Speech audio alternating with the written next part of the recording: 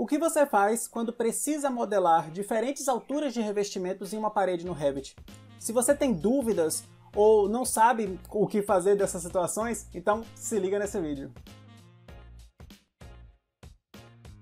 Olá, seja bem-vindo, bem-vinda a mais um vídeo aqui do canal. Eu me chamo Lucas e hoje, com esse vídeo, eu quero te ensinar pelo menos 4 formas em que você pode controlar as alturas dos acabamentos ou dos revestimentos aplicados na sua parede, certo? São 4 formas que eu normalmente utilizo no meu dia a dia de projeto, no meu dia a dia de trabalhos no Revit. Cada uma tem seus prós e contras, umas são mais práticas, mas tem certas limitações. Então eu vou explicar para você hoje nesse vídeo todas as 4 formas e quando é que você deve aplicar cada uma delas para poder tirar o melhor proveito, as melhores práticas de uso da ferramenta Revit, certo? E se você gosta desse tipo de vídeo, se você quer aprender mais dessas boas práticas, conhecer mais do bom uso da ferramenta, não se esqueça de deixar o like, se inscrever no canal e ativar o sininho para fortificar o nosso canal Neurobim. Com o seu like, você ajuda a gente a saber que esse tipo de conteúdo é interessante, que esse tipo de conteúdo te ajuda a crescer como profissional.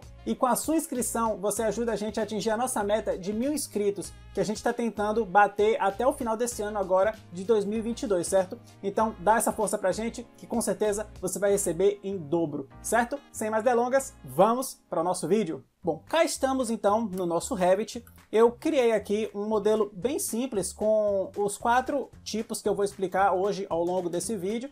E eu estou usando a versão 2023 do Revit, mas já saiba de antemão que tudo que eu vou explicar aqui, ele se aplica a qualquer versão do Revit, certo? Então, assim, só para contextualizar o cenário aqui onde eu estou trabalhando, para você entender exatamente o que foi que eu fiz em cada situação, deixa eu lhe mostrar primeiro o tipo de parede que eu estou usando. Eu estou usando uma parede básica, sanduíche, ou seja, com múltiplas camadas, certo? E aqui na estrutura, perceba que eu criei no núcleo uma camada de tijolo e depois eu complementei com os devidos acabamentos, os devidos revestimentos, né? Reboco, uma argamassa colante e uma camada de cerâmica no final. E do outro lado a mesma coisa, reboco, argamassa colante e a minha cerâmica. Tudo isso gerou uma espessura total de 18 centímetros e essa é a estrutura básica da minha parede, que depois eu fui aplicando modificações em 4 situações diferentes, como a gente está vendo aqui, para poder mostrar para você como é que a gente controla essas alturas, certo? Então, indo então agora para o nosso primeiro caso, o que foi que eu fiz para modificar os acabamentos ao longo da altura dessa minha parede? Eu utilizei um comando bastante clássico do Revit, que é o comando de dividir faces e pintar, certo? O comando de dividir faces e pintura, ele fica aqui na guia modificar. Dentro dessa parte aqui de geometria, você tem esse primeiro elemento aqui, que é o dividir face. O atalho é o SF no teclado. Com o dividir face, você primeiro seleciona uma face, pode ser aqui qualquer face de qualquer elemento, inclusive, você seleciona. E depois você vai desenhar um corte nessa face. No caso, vamos dizer que eu queira dividir aqui, ó, no meio. Então eu venho, puxo aqui, ó, uma linha. E aí, valido. E aí, quando eu concluir, eu vou ter agora 2 faces. E aí, quando eu tenho mais de uma face, o que é que eu posso fazer? Eu posso vir aqui no comando logo embaixo do dividir face, que é o comando de pintura, e aplicar um material naquela respectiva face. No caso, eu posso chegar aqui, ó, nessa face de cima e aplicar uma pintura, e na face de baixo aplicar uma outra pintura. E foi exatamente o que eu fiz nesse caso aqui. Eu usei o dividir face, cortei essa minha parede em 3 segmentos, ou seja, eu fiz 2 linhas horizontais, né? E depois eu usei o comando de pintura, apliquei uma pintura amarela aqui no meio e apliquei essa pintura um pouco mais bege aqui na parte de cima, certo? E aí com isso eu variei o meu acabamento em alturas. Quais são os prós e os contras dessa metodologia? O prós, vamos dizer assim, é que é fácil você fazer isso. Você não precisa mexer na estrutura da parede, você não precisa criar novo tipo de parede. Você pode fazer isso para o mesmo tipo de parede, criar vários revestimentos em alturas diferentes. Claro que você tem um trabalho um pouco mais manual, né? Porque dentro dos tipos a gente tem um pouco mais de controle de parâmetros, mas aqui a vantagem é que você mantém o seu template, né? Você não precisa criar novos tipos, então você mantém a padronização do seu template e você consegue controlar legal a altura dos revestimentos. Só que você tem que tomar muito cuidado, porque esse é um comando de pintura. Então, o que é que se espera desse comando, né? Assim, pensando em termos de Revit, em termos de Autodesk, né? O que é que se espera quando você usa esse comando? Que você use ele para pintar. Então aqui no caso eu tenho uma parede com cerâmica e eu apliquei uma pintura amarela aqui e uma pintura bege em cima. Eu eliminei o material de cerâmica que está embaixo dessa pintura? Não. Então se eu for quantificar, depois fazer o levantamento de material das minhas cerâmicas, ele está pegando toda essa parede, ele está contemplando tudo isso aqui na minha área de cerâmica, mas ele está adicionando também o material dessas minhas duas pinturas. Como isso aqui é uma pintura, né? Como eu não declarei uma espessura para esse material, então ele não me retorna volume, ele me retorna somente área, certo? Porque eu precisaria ter uma terceira dimensão, que no caso seria a espessura, para poder ter um volume. Eu não tenho volume, eu vou ter somente área. O que tá ótimo, porque qual é a espessura de uma tinta, não é mesmo? Então, assim, em termos de quantitativos, a pintura, ela funciona bem. O quantitativo da pintura funciona muito bem. Só que nesse caso aqui eu estaria cometendo um erro gravíssimo, porque eu não estou eliminando a cerâmica que está abaixo da minha pintura. É como se, em termos práticos, é como se na construção eu levantasse toda a minha cerâmica na parede e depois eu literalmente pintasse em cima da cerâmica, sabe? O que não faz nenhum sentido. Então, muito cuidado com esse tipo de revestimento. Ele só serve se você realmente tiver um acabamento do tipo pintura e ele não elimina o que está por baixo daquela superfície em que você aplicou. Ele adiciona por cima, certo? Então, minha dica é que você use isso, por exemplo, numa fachada. Vamos dizer que você tem uma fachada que ela é toda pintada, mas na linha da janela, por exemplo, você tem uma pintura e nas linhas entre janelas você tem outra cor. Isso é muito comum hoje em dia nos revestimentos externos, certo? Aí, nesse caso, você usa o dividir face e você vai aplicando as pinturas. E na hora de criar a estrutura da sua parede, você vai só até o emboço ou reboco. Você não cria uma camada de pintura ali na estrutura da parede no seu sanduíche. Você não cria, você deixa só no reboco e pinta por cima. É assim que eu faria, é assim que eu utilizo esse comando, certo? Então essa é uma forma de você variar revestimentos em alturas, mas muito cuidado para você não prejudicar o seu quantitativo nessa situação. É aplicado somente a pinturas. Agora vamos analisar uma outra situação, um outro cenário. Vamos supor que você tenha uma área molhada, uma cozinha, por exemplo. E aí essa cozinha, ela tem um acabamento de cerâmica que vai até 1,5 do piso acabado. Depois de 1,5 até o forro, você tem pintura, às vezes talvez uma pintura texturizada, né? Acontece. E aí do forro até o fundo da laje, né? Que é o final da nossa parede.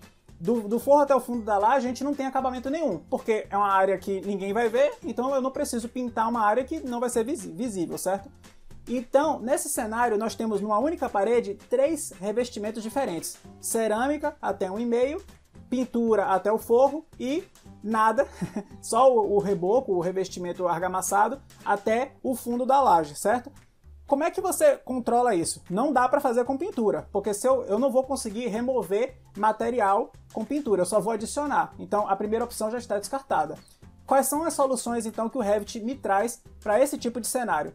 Existem 3 possíveis soluções. Eu vou começar com a mais limitada de todas, mas que pode ser útil em uma circunstância ou outra. Essa primeira situação, para esse caso específico, você vai fazer o seguinte.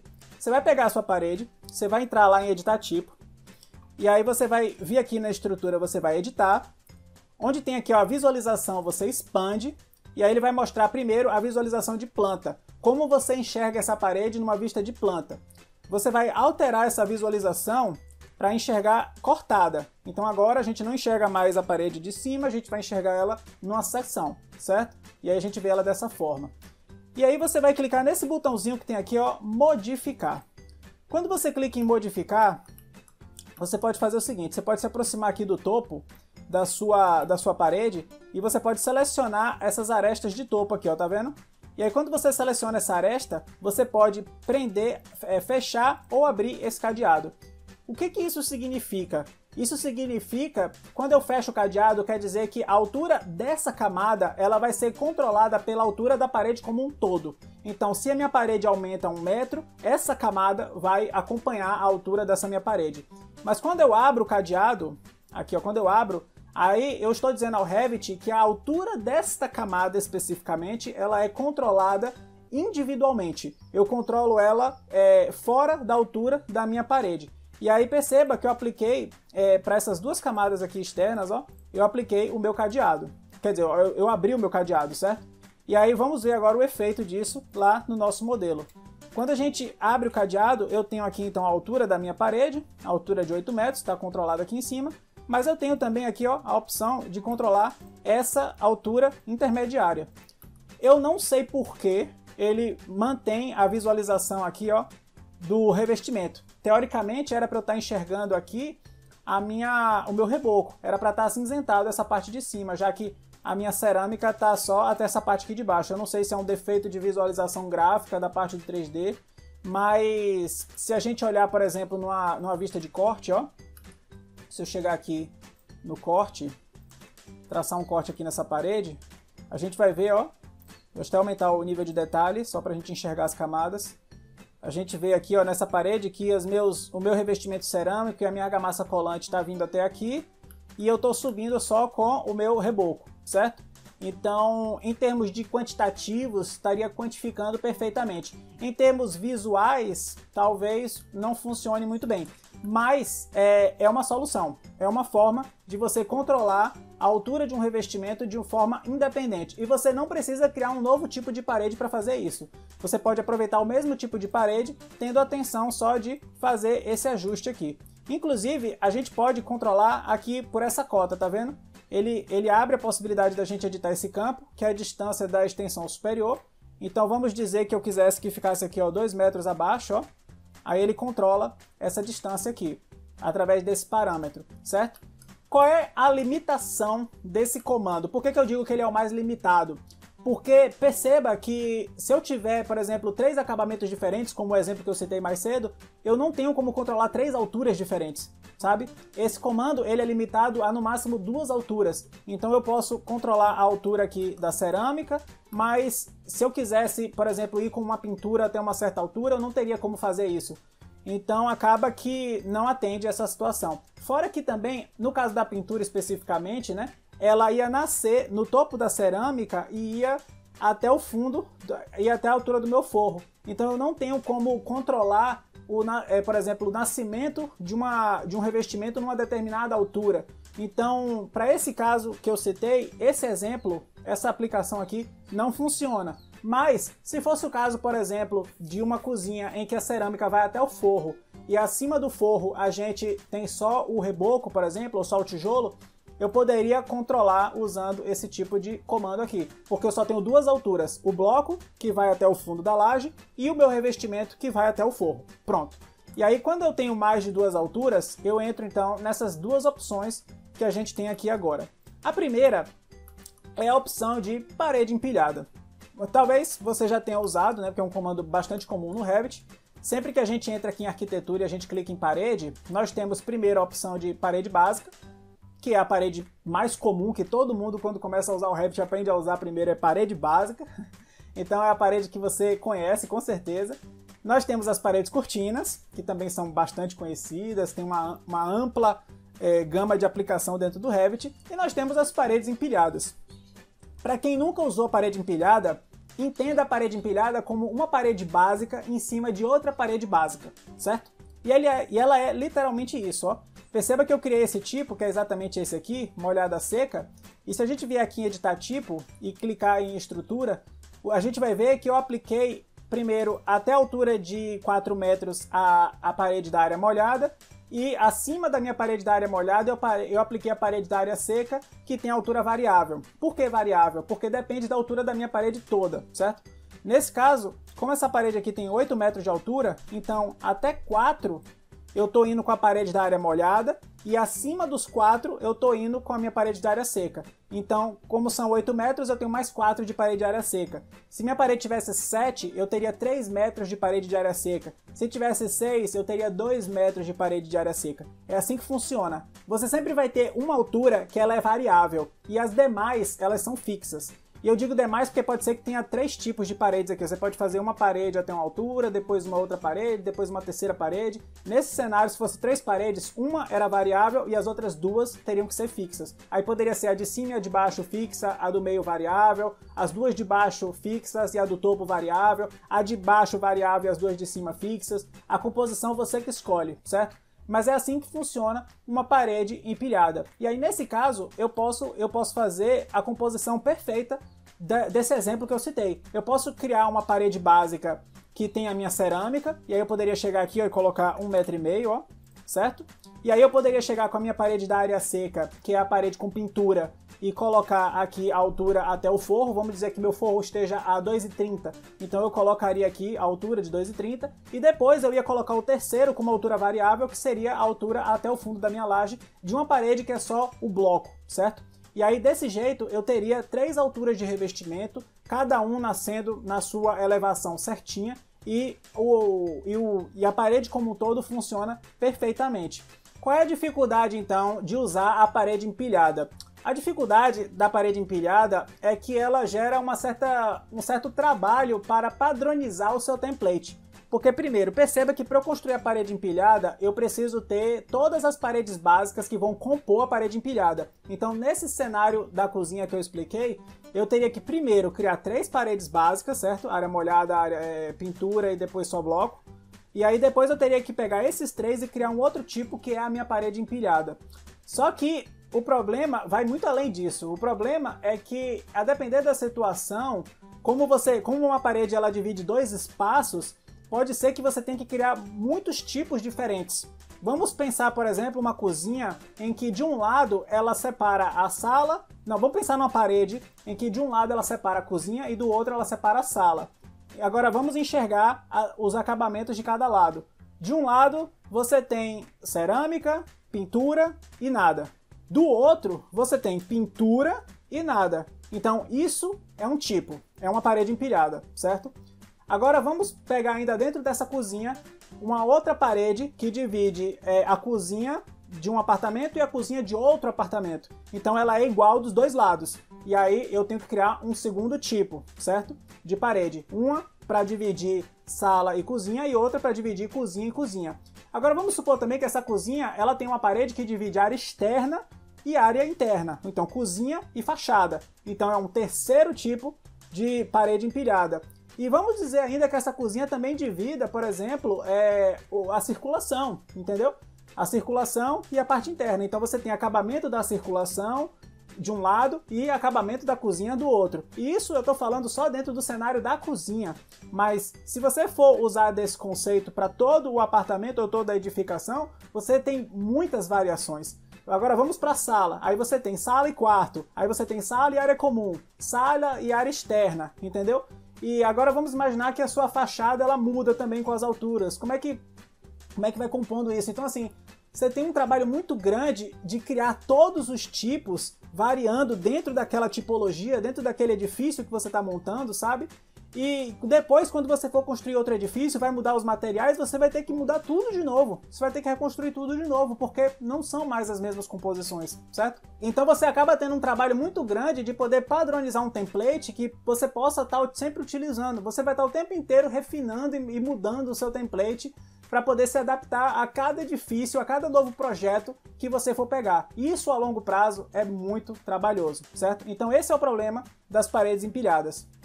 E aí, ciente desse problema, nós vamos para a nossa última solução, que eu considero a melhor solução, embora provavelmente você talvez discorde de mim. Mas estamos aqui para isso, estamos aqui para debater. A última solução é a seguinte: ao invés da gente criar uma parede com várias camadas, né, como a gente fez até agora, né, uma parede, múltiplas camadas, cada camada com sua espessura, a gente cria uma parede com uma única camada e a sua espessura. Então aqui perceba que eu tenho uma parede que é uma camada só de cerâmica, acabou. Aqui eu tenho outra parede que é uma camada só de reboco, 3 centímetros, acabou. E aqui eu tenho uma outra parede que é uma camada só de bloco cerâmico, acabou, certo? Não tem, é só uma camada, todas dentro do núcleo, dentro de cada parede. E aí com isso a gente pode controlar individualmente a altura de cada camada, porque cada camada é uma parede, né? Então eu posso controlar a altura de cada parede de forma individual. e eu posso fazer a composição da forma que eu quiser. Se eu quiser colocar aqui a 1,5 m, eu coloco. Se eu quiser depois controlar isso aqui... Ah, tem até aqui a camada da argamassa colante também, tinha até esquecido, ó. Então tem a camada da argamassa colante, a camada da cerâmica, reboco e aqui o bloco, ó. Então eu posso controlar a altura deles individualmente. E se eu tiver esse cenário onde de um lado é um acabamento e do outro é outro, eu não preciso criar um novo tipo de parede para poder contemplar esse novo arranjo. Eu simplesmente vou pegar as minhas camadas que eu já tenho padronizadas, né? E vou fazendo a construção manual, certo? As pessoas não gostam dessa solução porque, a princípio, parece muito mais trabalhoso. Você vai pensar, poxa, então no lugar de fazer uma parede só, eu vou montar 4, nesse caso aqui, só de um lado, né? Do outro teria mais 3, então eu teria pelo menos 7 paredes aqui. Então, ao invés de fazer uma parede só, uma linha só, eu vou fazer 7 linhas. Você não acha que isso é mais trabalhoso? Então, depende, é isso. Eu acho que não, porque você também perde muito tempo criando múltiplos tipos, alternando alturas, vendo a questão do revestimento. Muitas vezes também a gente esquece, sabe? Porque como a gente acaba fazendo às vezes a montagem das paredes um pouco no automático, a gente às vezes esquece de verificar se os revestimentos estão no lado certinho de cada. Aqui é mais difícil você cometer erro, sabe? Você padroniza a altura, você coloca o seu revestimento. Se mudar o prédio, você só vai mudar a forma de organizar as paredes, certo? Mas você vai continuar usando reboco 3 cm, reboco 4 cm, reboco 5 cm, que seja, bloco de 11, bloco de 9, bloco de 14, entendeu? Não vai sair disso. O revestimento pode mudar, beleza, a cerâmica vai mudar, mas aí você cria um novo tipo. Você pega o que já tinha, cria um novo tipo, só faz mudar a dimensão e a textura, entendeu? Mas você não precisa criar uma nova parede empilhada, por exemplo, entende? Então assim, há discussões, pode parecer um pouco mais trabalhoso. Existem formas também de se automatizar isso aqui, existem plugins que você pode criar paredes assim dentro de regiões fechadas, aproveitando o ambiente. Existem rotinas no Dynamo também que você pode fazer isso. Então, não necessariamente você tem que desenhar essas paredes internas, você só acaba desenhando as paredes do osso e depois o resto você usa plugins e rotinas para poder criar automaticamente. Então assim, tem formas e formas de melhorar. E na minha opinião, essa é a forma que funciona melhor e que inclusive eu já vi sendo aplicado por algumas construtoras, alguns escritórios, para justamente gerar os melhores resultados dentro do Revit, certo? Não só em termos de quantitativos, mas em termos de celeridade na hora de modelar também. Então, com isso, eu sei que foi um vídeo bem longo, é um vídeo concentrado em bastante informação. Eu estou te apresentando aqui 4 formas diferentes de você controlar alturas dentro de paredes no Revit. Não existe uma solução única, não existe uma batida de martelo aqui sobre o que é melhor. Existe o que você acha que funciona melhor para você e o seu sentimento. Você tem que testar, você tem que usar e você tem que sentir. Poxa, eu gostei mais disso. E é isso que você vai usar, desde que os seus resultados estejam certinhos e que funcione perfeitamente. Maravilha? Então, se você curtiu esse vídeo, não esquece, deixa o like, se inscreve no canal, ativa o sininho, comenta se você utiliza alguma dessas opções, se você aprendeu alguma coisa nova, me diz o que é que você acha. Você acha que isso aqui é uma besteira, que eu falei besteira? Pode ser sincero, pode falar à vontade. Seja franco, vamos debater, vamos comentar e muito obrigado pela sua atenção até esse momento. Eu te vejo no próximo vídeo.